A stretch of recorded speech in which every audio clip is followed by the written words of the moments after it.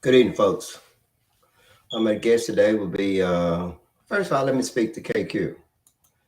What up, Q? Hey, how y'all doing? Who's our guest today?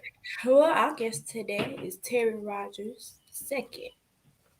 Yes, and we talked to him early, and he has some pretty good. I think you guys will find him very interesting.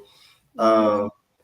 Um, we kind of like want to engage you guys. We'll put this here up again. We want you to call us at 205-259-8941 to get in on the conversation. We want you to kind of like, not just, we like the comments that you give us at the end of the show, but we definitely want you guys to get involved with the show.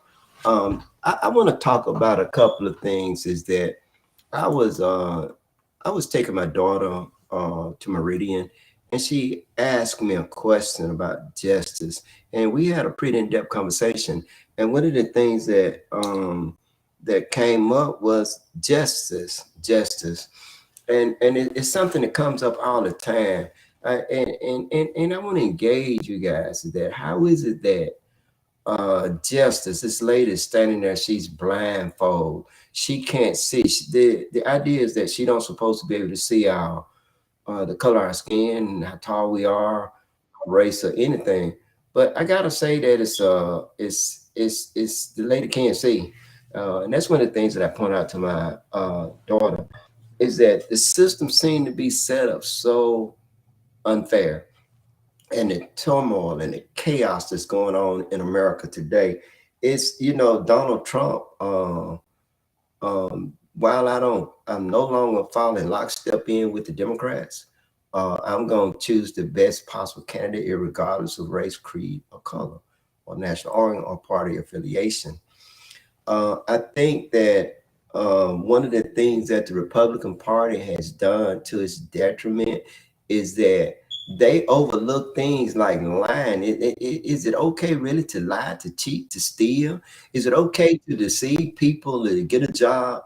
And then you understand that you are leaders of this country. We're talking about leadership. We talking about, I mean, I'm referencing George Santos, and that's really bad what's going on. This guy's sitting in there, he basically lied about school, about college, about the Holocaust, even the people that was killed in Florida, the gay people that's killed in Florida, his family being Jewish, being national, being persecuted by the Nazis. And this is really bad that nobody has said anything, because Kevin McCarthy, wants his vote so bad that he won't say anything. And people, that's what's wrong with this country. We really got to get away from that. It's just so many things that you guys can ask me anything, and I would like for you to engage me. I want you to get inside my head, ask me questions.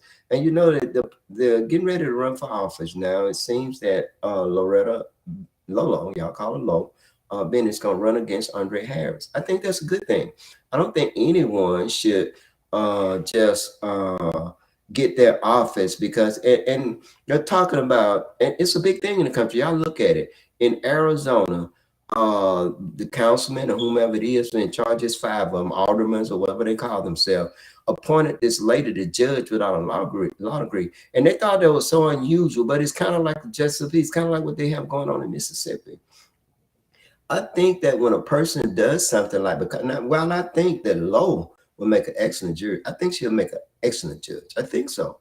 I think that anything you guys elect her in, that shit, you ain't gonna like her. And she don't really care about that. She don't give a damn whether or not you like her. But I know one thing that she's gonna be. She's gonna be straightforward. She's gonna be fair. You're not gonna be able to buy her off. You're not gonna be able to come before her and expect her to break the law, because of who you are, what you are, the color of your skin, and how much money you have. I do know Low would be that person. I think that if I had to endorse anyone for judge, I would endorse Lolo. And I gotta ask KQ about that. KQ, what you got to say about that? Well, what I gotta say about that is, I would endorse Lolo as well because she keep for one she keeps you informed. For two, she just don't care what nobody gotta say, and that's the thing I like about her. So whatever Lolo do, I'm here for it. Yeah, and I think too that she would make a excellent justice court judge. I think I can remember Andre Harris ran against Robert Jones, and I know that one of the things that I think that if a person going to be a judge, they got to be of impeccable character. Now, everybody can make a mistake, and people do things, but it's been times when those judges up there, they have not went so much by the law, but who it was sitting before them, and that's what's wrong with any judge that would not go according to the law. And that's what makes delayed justice work. That's what make work, and that's what makes it work. Q. It makes it work when you don't see who the person is. You don't care about the color of the person's skin. You Right. look at the law and you make it applicable. You apply the law. And I know what Lo would do that. Lola would ask a question to her she don't know. She had quite a few lawyer friends in Meridian that she would ask. And they would give an answer, but I know Lo would read. And I'm not saying that Andre Harris doesn't do that, and I'm sure he does. I'm sure that he goes to Robert Jones or someone like Robert Jones and asks questions when he don't know.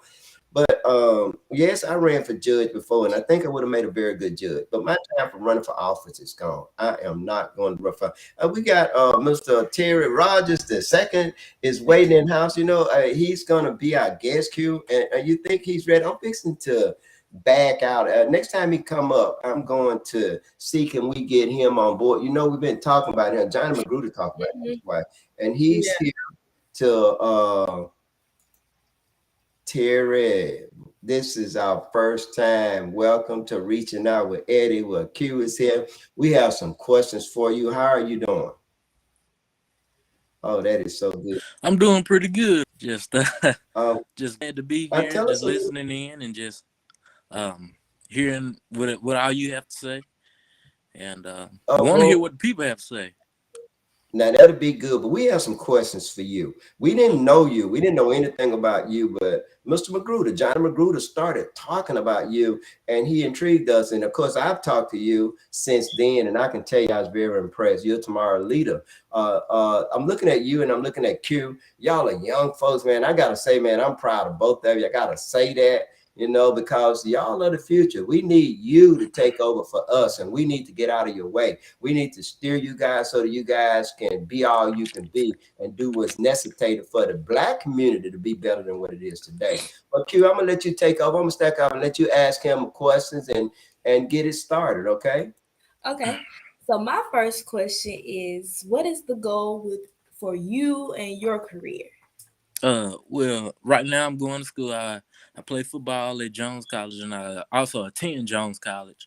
Mhm. The goal for me is to help as many people as I can. And life is short, so in this short span of life, I want to help as many people as I can. I want Right. to I want to eventually run for a political office, hopefully win. The plan is for me to get a law degree and be a lawyer for 3 years, and at the age of 25, run for Congress and hopefully win. And really just lay the groundwork so whenever I'm 70 or 80 years old, I don't still have to be up there in Washington, just living off a pension or something. Yeah. Well, you definitely have me in great support. I definitely, Thank yeah. you. I, Thank I want to say that I want to ask you this. I'd like to make a suggestion to you. Don't wait until you're 25. In the state of Mississippi, you can run for public office at 18. I suggest you pick a party now. Look, Weston Leonard became city councilman, and I think he was 19 years old for the city of Meridian, and he did a stellar job. Now, I think he should have been. He should have ran for mayor. He ran for mayor, and the people didn't support him for a number of reasons. Number of reasons he was young. Other reasons that he was white. Another reason we had Mayor Smith come in. I still think that some people get mad at me. I mean, I'm looking at me. It's my time has came and went. It's your time. And so I don't think you should wait until you're 25. I like the direction that you're going, but I think you should run for office now. I think now start building your base. It was one of the things that I did for the Democratic Party and did for Percy Bland when he first ran, when the second time he ran for office and he won, is I drew up this thing. So I don't mind telling it and sharing it with you. I suggest that you start a coalition. And you, in this case, since voting is next year, then you want to focus on people that are 17 years of age because next year they'll be able to vote. But I want to do a little bit better than that. I want you to get people as young as 13 years of age and start mentoring them and teaching them what you know and getting their name, their address, teaching them the importance of voting because a 13-year-old will be able to vote for you 5 years from now. the 17-year-old be able to vote for you a year from now. So if you start a year from now, 4 years from now, if you imagine the people that you can have in your coalition just by going around and meeting people and starting groups, franchises, and man, you will grow this, that you can reseed the Democratic Party with young people. But it doesn't have to be the Democratic Party. Just reseed the Black community with young people, young tomorrow leaders, so that they can take over for us. We had a tendency to fall and vote Democrat when we should. We had a tendency to vote for maybe Republicans when we shouldn't. We need to vote for people that have that's community oriented, that's more for community than chaos. I'll let you speak. I'm sorry I went off on a tangent. Oh, you fine. You fine. You fine. My question was, that's one of the things I'm eyeing right now. I don't know if anybody's heard about that about the 18-year-old kid in Arkansas who became mayor in Arkansas, and he's made a lot of headlines as the youngest mayor, in the United States. So I mean, right now I'm eyeing maybe election commissioner. We had some election commissioners not too long ago. I had sent you an article. Right. My commissioner actually was ordered to repay, what was it, $3,479 or something like that. So I mean, we got to get out of the same old mentality and try to get something new, But one of the things that I don't like is that the people that are in a position of authority does things like that, steal from the public, or they go out and they do what they want to do, or either they hire their relatives, or either they find themselves above the law. But what example are we setting for you? If you're gonna be a leader, you got to let your light shine. It seems like the criminals, there's more criminals in position of power and authority than it is that are in prison. Yes, I agree. What have you? Well, I wanted to ask you a question about your accomplishment while you was in high school, and then and your other accomplishments. Okay. Well, in high school, I started a club. It was called the Multicultural Club. It was for white, black, gay, straight, Jews, Gentiles, everybody. Muslims, everybody. And so, we created it. And the first day we had 70 kids come up in there. 70 kids. Our school isn't that big, so we only have 300. So 70 is like, 1 in 4, a good number. So I mean, that was a lot. And so with them 70 kids, the number of active kids, it dwindled down, but those active kids remain to be involved. So I say there was like 30, 35 kids were active that I consider active who helped out. So I mean, we were able to do a lot. We went on trips. We showed them what was outside of our backyard. And while we were helping our backyard too, we helped the city equipment improve. We did several free events for the kids. We cleaned the county. I mean, well, we cleaned the city. I consider that the county. We cleaned the city. We just tried to help people. We ran little food drives and things of that nature, and we just donated to homeless shelters, things of that nature. We just tried to help. And with that club, I got a lot of notoriety about it. I was voted the most inspirational youth by the Clark County Tribune. I got to meet several leaders. I got to meet the governor. I got to meet Michael Guest. I was on a Zoom call with President Obama, and me and him were actually able to speak to each other. I'm actually on his Obama Youth Foundation. I'm one of the directors there for the Southern District. And it's just a lot, And so I just want to do more. It's not about the accomplishment. The biggest accomplishment is how many lives I can change, how many people I know are going to be able to go to sleep better because of something that I did. It's not about accomplishment with me. Yeah, that is so good. I can just tell you, man, I'm so proud of you, and I'm proud of you too, Q.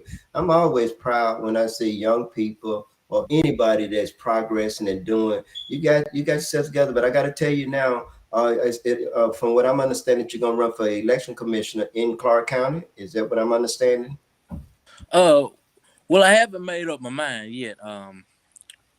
Right now, I'm still debating with myself.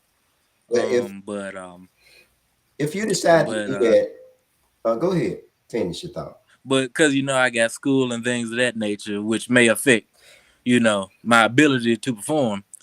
But Election I commissioners, they don't meet that much, and that's the only time they get paid. They give themselves a salary when they meet, and so I think that if it's something that you want to do, the folks, in other words, don't limit yourself and your abilities. I just think you should do it. Start now. Get out, get the vote, get your walking roll, get your walking list, and know who's ready to vote, and go and see those people, and those that are not vote, get your peers. There's a lot of your peers that are being neglected. They're not being taught properly, educated, not the importance of voting. So get your peer, man, get your core group, man, mobilize. It's a lot of young people, man. Teach the old folk, teach the older generation, what the baby boomers, teach them that you will no longer be ignored. Come on, man, organize now. I'm telling Q to run up here. Fine, she's gonna run up here. We need young people to run. Do you realize that we're bottom feeders, and we shouldn't be, because we're among the first people on this earth,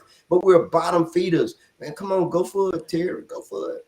Mr. Rogers. Yes, sir. Yeah, go for it. I mean, we're gonna help you in any way we can. We got that donation for you too. Yep, and I know Johnny Magruder, man. You need to meet this guy, man. Yeah. He knows everything about you, because a lot of the things that you and crazy thing, my family doesn't even know who it is. Well, I think my aunt might know who it is, but we don't know who he is directly. That's a compliment. That means that you're letting your light shine. People that you don't know about you, and that's a good thing.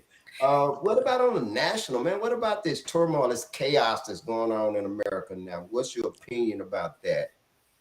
Well, I mean, I don't know if any of y'all been paying attention. Y'all know the Speaker of the House, they've been doing that elections, and it's 20 members who won't vote for Kevin McCarthy. And it's just reminding me of what happened beforehand. I don't know if y'all any history buff like me, but I remember learning on my own, because school don't teach me this. I remember learning on my own about Reconstruction. Right. And about how Georgia, South Carolina, Florida, Louisiana, and Mississippi all sent senators, because they had just became a part of the Union. So they sent their senators to Washington, and they held America in a deadlock. And they said, we not going to give you these votes. We're not going to vote for anybody. Same way they doing now. We're not going to vote for anybody. We're not going to vote for Hayes, or I forgot Hayes' opponents. And they only how they got Rutherford Hayes to agree was he had to end Reconstruction. That's right. And when he ended Reconstruction, that was the worst thing for the African American community. We still see the effects now. And that's the same thing I believe they're doing. It's just history repeating itself. I agree, and it does, and that was bad for Black people. That's when the Ku Klux Klan rose up. You had so many Black senators doing Reconstruction, but then after they got the deal was made after Hayes made the deal with them, then all the Black senators and representatives began to disappear or was killed. And as a matter of fact, they had the first race riot was in Meridian, Mississippi. I think 18 when I forgot. If Dennis Ray was watching, he would know exactly well. But the first race riot, believe it or not, was in Meridian, Mississippi, shortly after that. And that was part of the reason. And so, but one of the things that's going on is that they don't want to, they hate each other. They bigotry and all that. They hate each other so much. There's no way that two opposing parties should not be able to find a way of working. Something gonna have to give. They're gonna have to. But you're right about that. So what do you see for Black leaders, Black leadership, the Black community? What is it that, besides you, what is it that you think that Black leaders, so-called leaders now doing that's stopping you and KQ and your peers from progress and becoming a part of the process? Well, they're constantly getting elected, and with nobody competing up against them, and like it's crazy, because an incumbent has so much higher of a percentage of getting reelected, especially in the African American community. We elect so many people who look like us, which is a good thing. It's good to elect people like but they should be qualified. They should be qualified. Definitely should be qualified. They should. They should be qualified, but we get so used to seeing he's black for me. Everybody who looks like me isn't always for me. That's Right. So I mean, and it's not that African Americans want that as their elected leaders, because a lot of people, they don't like having to go to public housing and things of that nature, but they don't go out and vote. That's And right. therefore in their mind, they're just disabled. I call them disabled. Yeah, They're but they think that disabling both that make a themselves. difference, and they are. And it's something that has always lamented the black community. It's one of the things that Malcolm X told us that we had to watch out for. He said that in the 1960s, that we had to watch out for them going out getting someone that looked like us and put them in position to represent us, but they don't do anything for us. Everything they do is actually adverse against us. And you can go 100 years before that. You know, they used to go out and send preachers. They used to send the preachers That's right. That's right. and take them out to the fields and tell them, you know, hey, this is your leader. You respect him. And the whole time he's telling you how to become a better slave. That's That's not right. what we need. We need somebody to teach them what's outside of the cotton fields. We need to teach them that there's greener pastures over here. That's right. And That's right. we keep electing these same people because they look like us. You look at Memphis representative who represents them in the United States Congress. Steve Cohen, he's a white man. He represents Memphis, and he does a Right. great job doing that. I mean, just because they're white doesn't mean they can't represent us. But it would be good for somebody who looks like us to represent us. But all the time that's not the case. The most qualified person should run, and we have to stop enabling ourselves to vote for somebody who just because they're black. Because sometimes once I know I can get your mind, I have you. Frederick Yeah. Douglass said, had a famous quote about that: the mind is the most important tool or most precious gift we have. That's one of the things that the slave master did not want the slaves to have, a mind. Because if they had a mind, they would not know what's beyond this field, what's beyond this row of cotton, you know. And so we have to get out of this slave mentality and want more for ourselves before we can ask anybody else to give us more. That is so true, man. That is just, man, you're making profound statements. And Yes. I'm so glad you're here. But I like to point out to you right about the ministers. That's one of the things that the sheriff of Lauderdale County did, went to all the ministers and got them to disarm the black community. So they actually destroyed the black community. And then they Macklemore Cemetery, I think on 6th Street in Meridian, Mississippi, is where they have all the blacks that was killed during the riot. They actually burnt down the black community. And what started was a law that was enacted to protect black people.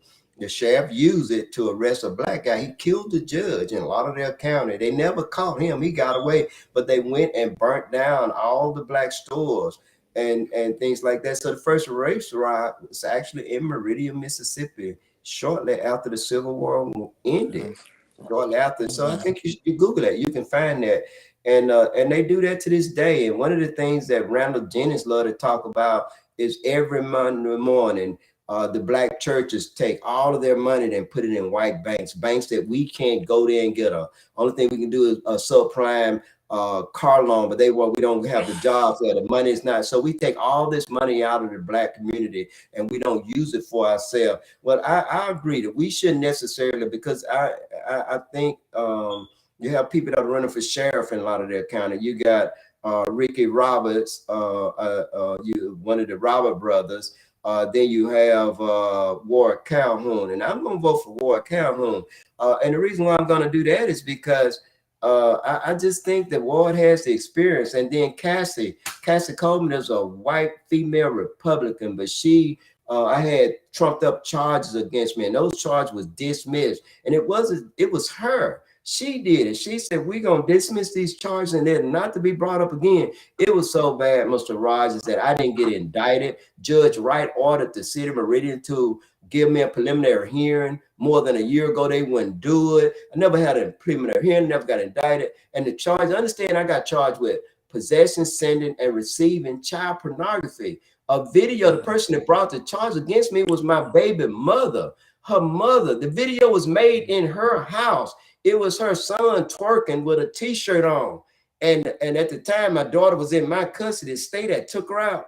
And so I told my daughter, I said, send that video to me. And I sent it to Waukesha Allen, who's the state social worker. So, but I sent it to Lo too. So me and Lo get charged, right? But they don't charge Waukesha Allen. Then her sister and her charge me anyway. All this stuff go away. And so, man, it's the kind of thing that you go through just for sharing information or trying to do right. I want to know, have you ever experienced anything like that where they wanted to hurt you or harm you just because you're making a difference in how you think? Well, we had a bunch of turmoil at one point, you know, during the creation of the club. You know, we had a bunch of people. We had some people actually go up to a school board and just really cause a big commotion about the club even being a club. It wasn't really necessary, I don't believe, but I believe because the majority of the students were black, maybe that was a cause. But I mean, it blew over real quick, and there was some threats being made to actually some of the members. Actually, they told me, and it was something. But I'm glad Quitman, the administration of Quitman held on and held out and knew it was for something better. It was for something greater. It was something that all kids could come to, not just because of their skin or religion or race. It's just something that they can come to. And I'm glad. And, you know, that's just one of the mottos I have, to always stand up for the mistreated. I always try to be there for everybody. Yeah. You know, you gotta, we just, as a people, we have to be prepared. You know, we gotta be prepared to fight like hell, you know, fight the hell freezes over, and then we gotta be prepared to fight on the ice. You know. Yeah, I like how you talk. How did you learn? What created you? Is this how you came up in this type of environment, or you self-educated? What made you you? Well, I like to tell my mom I'm crazy a little bit because I like to study things that other people don't study. You know, I learn things Yeah. other people don't learn. I remember growing up, I used to get super excited whenever I was in like 4th or 5th grade because it would be election night. Even though I was like 7, 8, 12 years old, I used to just love learning about an election, just seeing an election. But not too many other kids. The kids used to look at me crazy. Used to be like, you know, what's wrong with him? And eventually in high school, they used to call me Mr. President. Everybody used to see me in the hallway. Even the teachers used to call me Mr. President. I actually have videos of our valedictorian actually saying, I'll become president one day. Well, And I so, sure hope to live long enough to see that. So don't make me wait too long. But I would definitely love to see you become president of the United States. I think you'll do a better job than Barack Obama. I think that whatever you decide to do, I think you'll be stellar at it. I see you as tomorrow's leader. You're a leader now. You're very intelligent. You're very educated, and you're very well read. And I admire that and respect that. And it's my wish that not only for you, but for your peers also to pick up the baton that you've picked up and learn to be what you are and do what you do and understand that Q has this. Q is I mean, she amazes me because she's so young, and I'm being amazed a second time by meeting you. It would be my wish to, man, just about to go outside and I can see everybody with more like you, but you guys are the deviation of the norm. The norm is not like you. So what are you going to do about that deviation of the norm? How are we going to expand that into your peers? We got to get them involved in the voting process. You're Generation Z. What about X? What about Y? X, Y, and Z does not vote. You have some baby boomers don't vote. And then you had a generation, I don't know what you call them, the millennials do not vote at all. So we have problems in the Black community with not voting. They want us to think that it doesn't make a difference, but it does make a difference. Look where we are. We're in dire straits. You're right. And that's another way we disable ourselves, you know. That's just a whole nother way we disable ourselves, and we have to stop that. I know for a fact that I've tried to help, you know, some very close friends of mine, you know, get registered to vote. And they just don't want to do it because that's not what's cool. That's not what, you know, NBA YoungBoy or or Lil Wayne or Kanye or something get up there and speak about it. Is vote. Right. No, that's not. They'll talk about you know, this nice Ferrari or something like this. Right. And Exactly. maybe it's not just voting they need to talk about, because I think it's more of a poverty mindset within my community. I like to stop, because we glamorize some of the most unglamorizable things that aren't supposed to be glamorized, because when we get $10, we want to spend $9 looking good, so that they knew we had the $10. How about we start going into classrooms and stop teaching them about Christopher Columbus every year, and start teaching them how to pay taxes, Right. how to own land, how to buy a house one day, But school doesn't teach kids that. I don't understand what the end goal is for the educational system. Only time I can remember learning about Black history is during February, and February Yeah, is the shortest month. They gave us the shortest month to learn our history, and I even think then we were still learning about white people, which that's we right. should learn about all history, is what I'm saying. We should learn about Native American history. We should learn about Cesar Chavez and Hispanic. We should learn about how Asians at one point were in concentration camps right here at home. That's We right. should learn about everybody's history. We should learn about how our history is the American history, how our Right. story is the American story. Right. And I agree with you. But you're right. We need to educate ourselves, but we need to educate ourselves on ourselves first before we can know about Asian American history. We got to know about us. It's no sense. I don't want to learn where you come from if I don't know where I come from. And it's not just a school. That's a parental responsibility. That's a community Right. responsibility. That's a religious. That's a church. It's a collective responsibility that's being neglected by so-called leaders. The so-called we're not being educated properly. But how can our mother teach us when she hadn't been taught, when she doesn't know? And the school system, it's no secret. It's designed to keep chaos in our community. It's designed so that we're not educated. The way I'm so educated is because I'm self-educated. Yes, I have the college degrees and all that, but I'm still self-educated because college doesn't teach you everything. But it does. I thank God that I know how to read. I thank my ancestors for who I am. My anger, all that is part of my collective consciousness. But we in Meridian Public School, you have a superintendent, Amy Carter, that's been getting an F since she's been superintendent. So you want to know why we're not being educated? Because they don't want us to be educated, because you don't see a role model like me. You have to find me here on Reaching Out with Eddie, because they was very, very selective in making sure when you understand that, like when I got my master's degree from Mississippi State University, I made like 50 on the MAT, that's the mental analogy test. All you need is a 30. They denied me admission. And so I said, wow, and I wouldn't have questioned it. But what made me question it, because they denied my admission before, in other words, I took the test like on the 12th of August, and they denied me on the 11th of August before the scores came in. And so here I am. I ended up getting accepted at Mississippi State on main campus. And I went and got my master's degree on Meridian campus. And I was going to school with teachers that was in there unclassified, because white teachers that could not make a 30 on the MAT. So they're very, very, I had to go before race relations. I'm talking about, man, I didn't get my degree in the fifth. I got my master's in 1998. I went to Jackson State, so I got my bachelor's from UAB. I got my master's from Mississippi State. So I said, well, I'm gonna go to a traditional Black university, Jackson State. I went to Jackson State.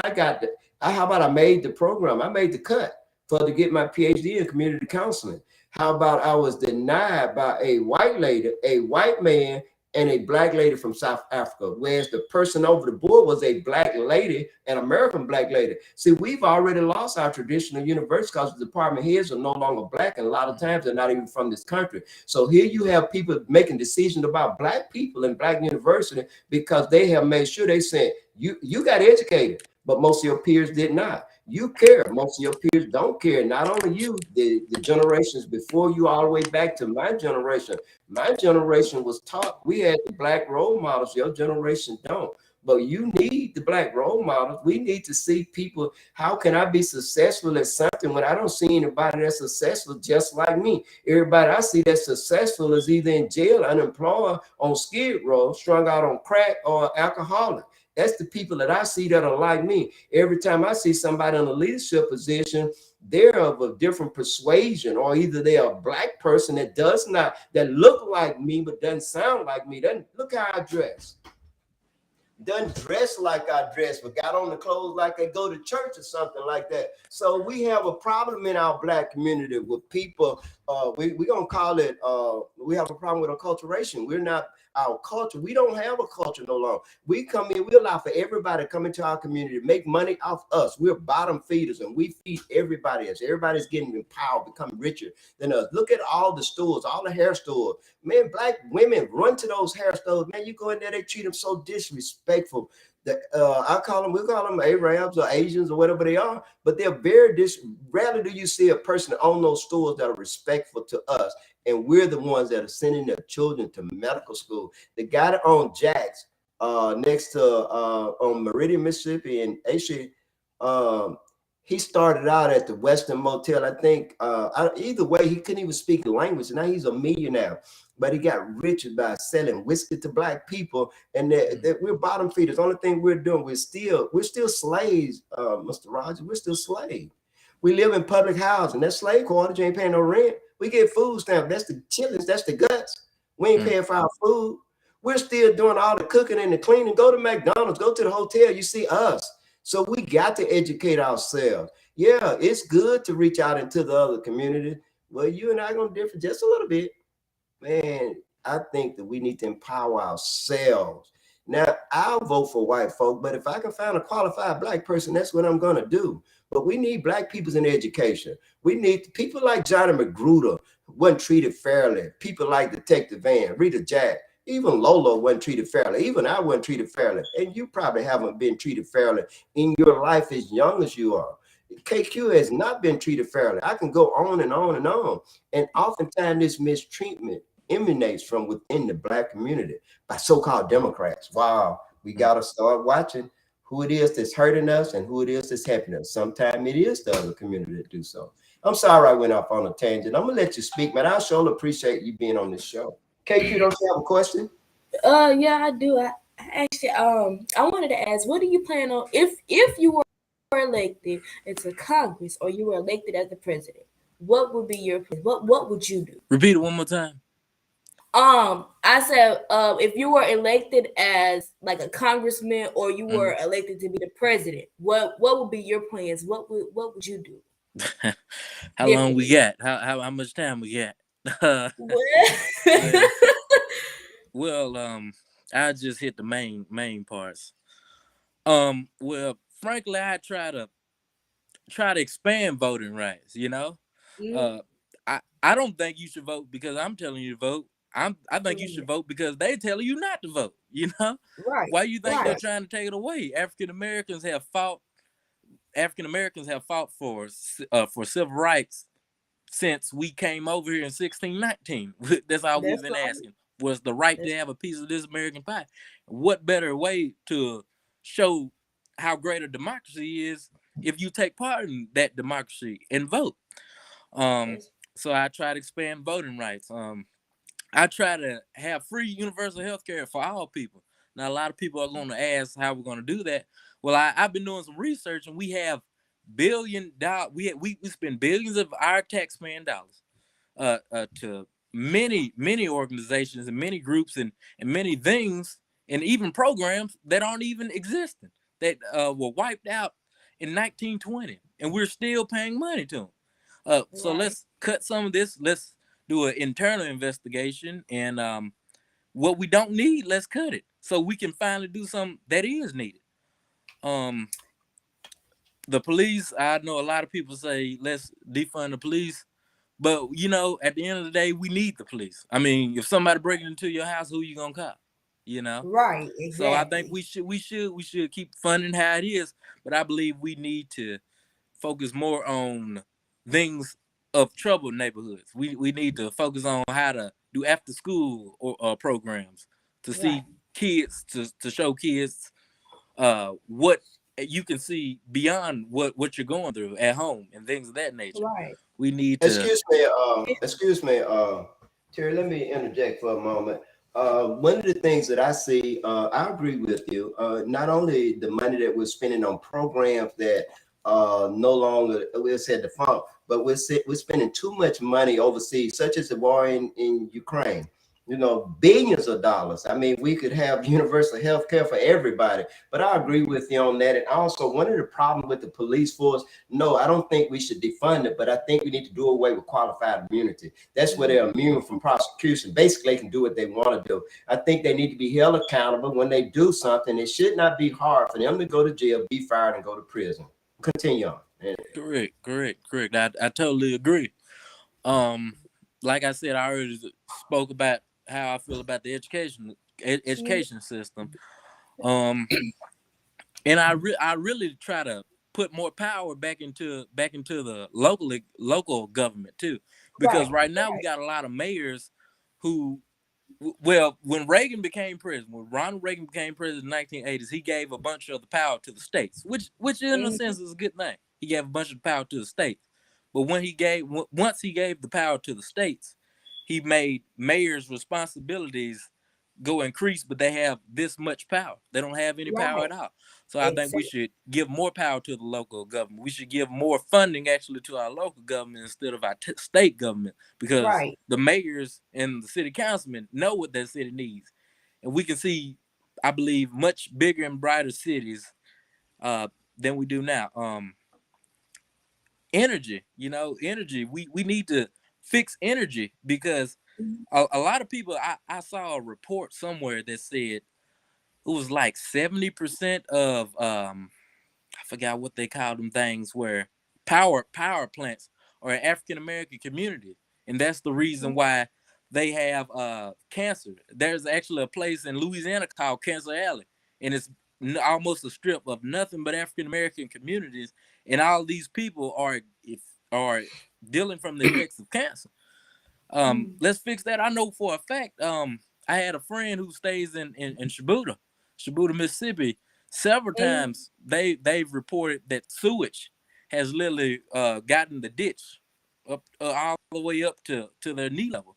Sewage. I mean, but that goes back to the power gap that I said that the state has over the local government. Maybe if the local governments get that power, then maybe we can see some actual change in our community. So my next question is it's about our peers. So like, what do you think that me and you as future leaders should do to get our peers involved in like the community and voting and stuff like that? Like, what do you think we should do? Well, right now I would say let's try to get some of these celebrities or something to finally talk about how important it is. You know what I'm saying? Let's get some of them, because let's be honest, we have some power, but we don't have the power that attracts them. How do you affect millions of people? You affect one person, because a voice can change a room, and a room can change a city, and hopefully that city can change a state, and that state hopefully can change a nation, and that nation can change the world. It's just hope, we just got to continue to hope. We just got to continue to strive, and we just got to continue to do what we know is right and never stop. Because eventually some of these people are going, whenever they get older and want a house and things of that nature, they're going to start paying attention to these leaders and going to go back and be like, oh, wow, I should have paid attention when so-and-so and so-and-so was telling them. And then they're going to want some change. So. Yeah, but that brought me, when you said like try to get some of these celebrities, that brought me back. That brought me to like what I said before, like our generation, like our peers, they will listen to a quote unquote celebrity before they listen to somebody in their local, in their city or somebody local, because they think, in my opinion, they think these celebrities are gods. They think that they just, they got this much money, this amount of money. Okay, I'm gonna do what they do. I'm gonna listen to what they say. But mind you, that celebrity had to come up the same way that we are living, that they are living. So I don't understand. Like, why can't you listen to your local, your local person But you prefer to listen to a celebrity, that a person that has this much money, over somebody that has education and wants to help you get better. You want to listen to somebody that's uneducated. I just wish we could get a time machine almost. And Right. I hate to say this because we need a time machine to show them where we come from, you know. Maybe Exactly. maybe we Exactly. maybe we didn't have these powers and show them what it was like to, you know, Mhm. be a sharecropper or things of that nature and want Exactly. some actual power. Then I mean, you'd want it. You'd be glad because uh Exactly. freedom costs a life. You Exactly. know, And that's James what Change Goodman, and that's what Swarner, all of them, they died for the cause, and right. you know, And Emmett Till, that's what things of kids that nature. today. People had to grow up, deal Right. And with things of that nature. So right. That's what younger kids like these days, they don't understand. They think just because, like, they think just because we're living in America that we're still free, but in reality, baby, we're not as free as you think. We're still like Grace said, we're still the slaves. We still work for the white people. So I mean, I don't know. But just gotta remain it's hope. Just gotta remain hope. Yep. and we do, and it's by design. It's by design. When it's just that it's by design. Everything is set up like that. And it's gonna take people like I've done mine. I'm retired now, so I done my part. We have a lot of comments, so if some people might have some things they want to say. If you again, if y'all want to call in and ask Mr. Rogers a question, you can. Yeah. Candace, put the number up there so they can see it or tell them what it is. But either way, Okay. Candace gonna read the comments and we gonna kind of like bring the program. But I'd like for you to come back again. Mhm. Perhaps maybe even next Thursday. It's up to you, or the Thursday after that, because you're so insightful. It's good to hear from you, and I The know the num- people enjoy you. So we're gonna read the comments and let you give us some final thoughts. Definitely want to invite you back. The number, if y'all want to call in, the number is 205-259-8941. Again, 205-259-8941. Now, we do have a lot of comments, and it might spark a debate because the comments got a little heated. Uh, I can see my baby got a little carried away. My daughter, Yeah, Ray, yeah, that's what I got somebody. You better read every last one on too. Woo, Maria, Okay, my go ahead daughter. because she's my daughter's only 12, but Yeah. she doesn't write like she's 12. I couldn't write like that when I was 12. I like the things that she said. Like, I love how Rhea speaks her mind. She not scared. She not scared. She Great Hope daughter because she ain't scared to say what's on her mind. But she, Rhea said, hey, and then she said, I don't think the N-word is offensive when white people say it because they weren't born doing racism. And to me, it's just a word, in my opinion. Oh, whoa. Oh Lord, I said the I'm same. gonna let Mr. Rogers answer that question. Mr. Rogers, I want you to answer that. I'm gonna leave you on too. My daughter just said that she don't think the N word is offensive when white people say it because they weren't born during racism. Woo. And to me, it's just a word, in my opinion. How do you feel Oh about Lord, y'all trying to get the Civil War started See? within ourselves, man. that? Oh Lord. Well, me personally, me personally, don't say we should say it ourselves. Much less a white person. Um, I don't discriminate with that word because I know what all our people have gone through with that word. Right. So I don't believe we should say it ourselves. Yeah. So you not only But do you know that's what every rap almost says in every rap song, Come and on now. they say this and that. But I and the mean, B word. me personally, I think if we really want to get out of that N word mindset, then we all have to quit saying it. We all have to quit saying it. We all have Now, to really make some changes and things of that nature. But I also want to say something about that. The N word is offensive because if you look at how white people have used it way back before we were even born. Like they've been using that word since they brought us over from Africa. Like I do find the I N got word. I got a question. But if they use it to torment us so much, why would we want to use what they use to torment? See? So See? because we torment each other. Right. Yeah, we torment each other by using words. We try to say things to make others feel small. If we can get them Right. offended, we're so small and so mean. Our life is so meaningless sometimes. We try to make ourselves feel big by making others feel small, and that's another thing that we got to get away from. But you're right. The N word offends me, especially when a Right. white person said, and when a black person said, like said the N word, for me, it's like fighting words. Especially when a person use those kind of words, they want to fight you anyway.